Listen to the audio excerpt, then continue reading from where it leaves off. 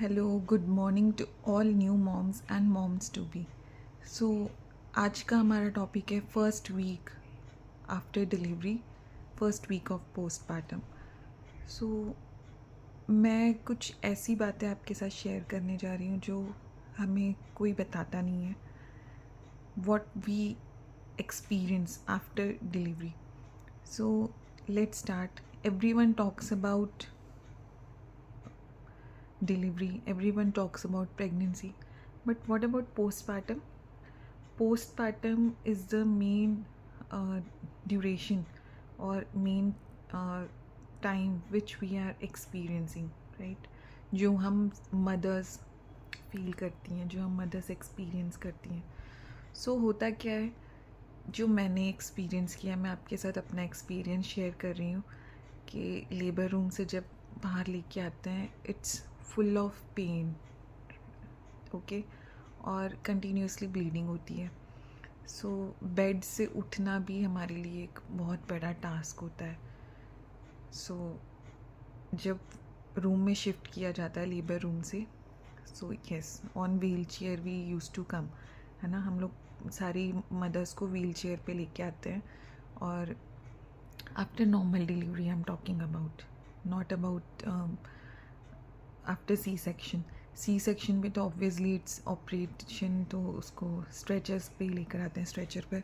But अगर मैं बात करूँ नॉर्मल डिलीवरी की, तो मतलब we are able to walk slowly, और इट्स अ गुड थिंग कि हम लोग खुद उठ के वॉशरूम जा सकते हैं from the first day onwards. First day से ही हम लोग जा सकते हैं, not onwards, from the first day. तो होता क्या है कि उसी टाइम वो पानी पिला देते हैं और रूम में शिफ्ट कर देते हैं. So after coming to room, chair से उठना, उठ के बेड पे शिफ्ट होना, it's a big task, right. Bleeding it's like कि किसी ने नल ओपन कर दिया है और राइट टैप ओपन किया है, वी ब्लीड लाइक एनीथिंग. और उसको कंट्रोल करने के लिए हमें ड्रिप्स लगाई जाती हैं, इंजेक्शंस दिए जाते हैं, मेडिसिन्स दी जाती हैं, सिर्फ उस ब्लीडिंग को कंट्रोल करने के लिए. अगर वो ब्लीडिंग कंट्रोल नहीं होगी तो इतना ज़्यादा ब्लड लॉस हो जाएगा कि राइट हमारी बॉडी से काफ़ी ज़्यादा ब्लड लॉस हो सकता है. देन उसके बाद आप चाय पी रहे हो, कॉफ़ी पी रहे हो, everything is allowed to you, खाना खा रहे हो, बट आपकी बॉडी इतनी ज़्यादा वीक हो जाती है, इतना ज़्यादा वीकनेस फील होता है कि आप जो भी खा रहे हो आपको फील ही नहीं होगा कि मुझ में ताकत आ गई. Like your body is completely tired, right. उसके बाद नेक्स्ट थिंग इज़ जब आप बेबी को फीड करवा रहे हो, सो बेबी को फीड कराना भी एक टास्क होता है.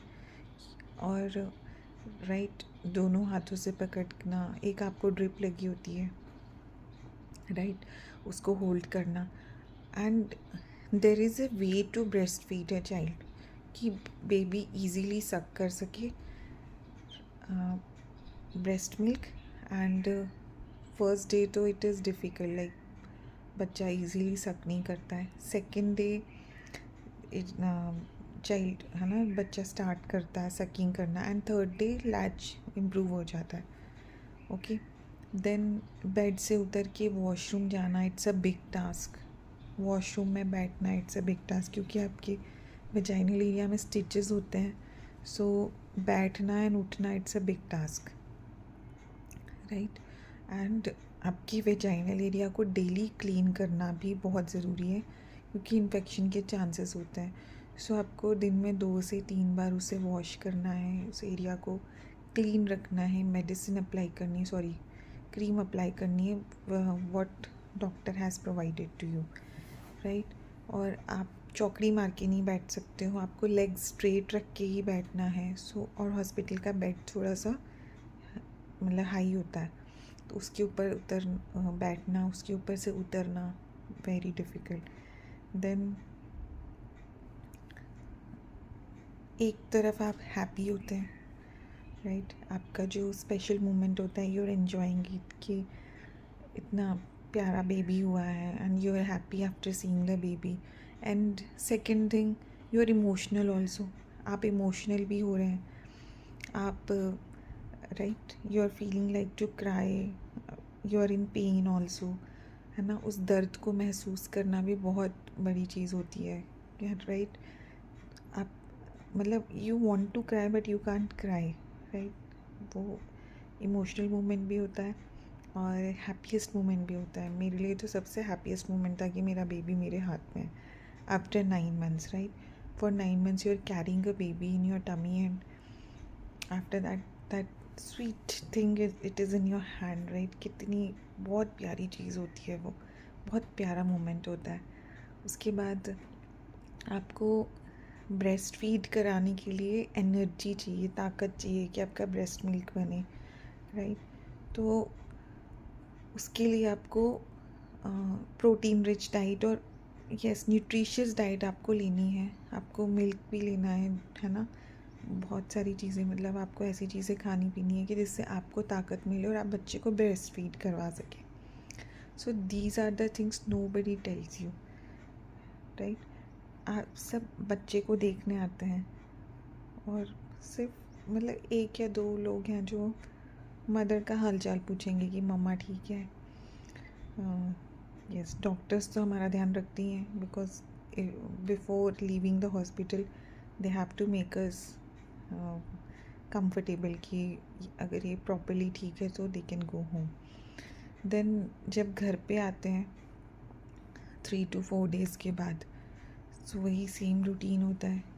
और रात को उठ के एवरी 2 hours आपको बच्चे को दूध पिलाना है। इट्स अ बिग टास्क, क्योंकि आप एक बार लेट जाते हो, लेट के फिर उठना, पकड़ के उठना पड़ता है, कोई चीज़ आपको सहारा चाहिए, फिर लेग्स को स्ट्रेट रख के ही बच्चे को दूध पिलाना है। So it's difficult, right. Then जब आप ब्रेस्ट फीड कंटिन्यूसली करवाते हो तो आपको भूख बहुत लगती है ना। तो आपको वो उस भूख को भी मिटाना है। आपने वो भूख बर्दाश्त नहीं करनी है कि चलो कोई बात नहीं, कोई मुझे दे देगा तो मैं खा लूँगी, या फिर बिस्किट खा लो, नमकीन खा लो। नो, बिस्किट नमकीन is not giving you energy, it's a craving. जो क्रेविंग आपकी मिट जाती है बिस्किट नमकीन से, बट आपकी जो भूख है वो रोटी सब्जी से ही मिटेगी। And you know when you come home after discharge, तो बहुत सारे लोग मिलने भी आते हैं, नेबर आंटीज़ आ जाएंगी and they give you suggestion, आप ठंडा मत खाओ, बच्चे को ज़ुकाम हो जाएगा। आप ठंडा पानी मत पियो, बच्चे को खांसी हो जाएगी। आप कोई गर्म चीज़ मत खाओ, बच्चे को पॉटियाँ लग जाएंगी। अब गर्मी चल रही है, मेरी डिलीवरी हुई है अप्रैल मंथ में और अभी चल रहा है गर्मी का मौसम जून मंथ में। सो एवरीवन एडवाइजेज़ मी कि डोंट ईट करेला, है ना, डोंट ईट कटहल which is my favourite one. कटहल मत खाओ, ये मत खाओ, वो मत खाओ, चिकन मत खाओ। बट मैं आपको एक चीज़ बता दूं कि आपने हर एक चीज़ खानी है, हर एक चीज़ को कि डाइजेस्ट हो, बिकॉज आपका भी डाइजेस्टिव सिस्टम वीक होता है। सो जब हमारी प्रेगनेंसी होती है, सो समटाइम भी मतलब मोशंस कभी लूज़ होते हैं, कभी टाइट मोशंस होते हैं, तो आपका भी जो डाइजेस्टिव सिस्टम है वो वीक होता है, राइट। तो इस टाइम पे आपने वो चीज़ें खानी है जो है ना प्रेगनेंसी में भी आपको डाइजेस्ट नहीं हो रही थी। जैसे मुझे बहुत सारी चीज़ें, मुझे दूध नहीं पच रहा था and I don't use to eat milk and dahi, curd, paneer, these things मैं डाइजेस्ट ही नहीं कर पा रही थी। बट ये सब चीज़ें आपने अभी खानी है। आप चिकन नहीं खा पा रहे थे, एग्स नहीं खा पा रहे थे, डाइजेस्ट नहीं कर पा रहे थे, आप अभी खाओ आफ्टर डिलीवरी, पोस्टपार्टम, ओके। कि ये सब चीज़ें आपको और they are not doctors, right, they are advising us कि ये मत खाओ, वो मत खाओ, राइट। बच्चे के ऊपर कोई इफेक्ट नहीं हो रहा है, बच्चा इज़ हैविंग अ मिल्क और मिल्क से उसे न्यूट्रिशन जा रहा है, what we are eating, not milk is उसको रोटी दे रहा है या चावल दे रहा है, राइट। उसको हमारे दूध से चावल और रोटी नहीं जा रहा है, हमारे दूध से उसको न्यूट्रिशन प्रोवाइड हो रहा है। सो जो भी होगा खाने के बाद इफ़ेक्ट होगा ना, पॉटियाँ लगेंगी, वो आपको लगेंगी, मदर को लगेंगी पहले, बच्चे को नहीं लगेगी। और ये तो होता है, ये होता है ना कि बच्चे को पॉटियाँ लग रही हैं, ये आप सिर्फ डॉक्टर से एडवाइस करो, ओके। ये आप किसी नेबर या किसी आंटी, किसी भाभी, किसी की सुनने की ज़रूरत नहीं है, बिकॉज़ ये सबका अपना एक्सपीरियंस होता है। हर बच्चा डिफरेंट होता है। मेरे 2 बच्चे हैं, first one is of 5 years and this one now. So दोनों एक दूसरे से अलग है, दोनों की स्लीप साइकिल डिफरेंट है, दोनों का जो ब्रेस्ट फीडिंग टाइमिंग है वो डिफरेंट है। सो अब मैं दोनों में कंपैरिजन अगर करूँ तो बहुत ज़्यादा डिफरेंस है दोनों में, राइट। अभी ये जैसे जैसे मेरा दूसरा बेटा बड़ा होगा तो मुझे बहुत सारी चीज़ों का एक्सपीरियंस तब होगा, वो मैं आपके साथ साथ साथ में शेयर करती जाऊँगी। बट जो मैंने एक्सपीरियंस किया है कि हम लोग जो लोगों की सुनते हैं ना, राइस मत खाओ, है ना, गर्म होते हैं, ठंडे होते हैं, ऐसा कुछ भी नहीं होता है। बच्चे की छाती रुक जाएगी, वो बच्चा अभी दुनिया में आया है, राइट। तो वो बहुत सारी चीज़ें वो भी एक्सपीरियंस कर रहा है, उसके कानों से हवा जा रही है, नाक से हवा जा रही है, राइट। उसको एनवायरनमेंट सूट कर रहा है कि नहीं कर रहा है। आपकी ब्रेस्ट मिल्क से कुछ भी नहीं हो रहा है।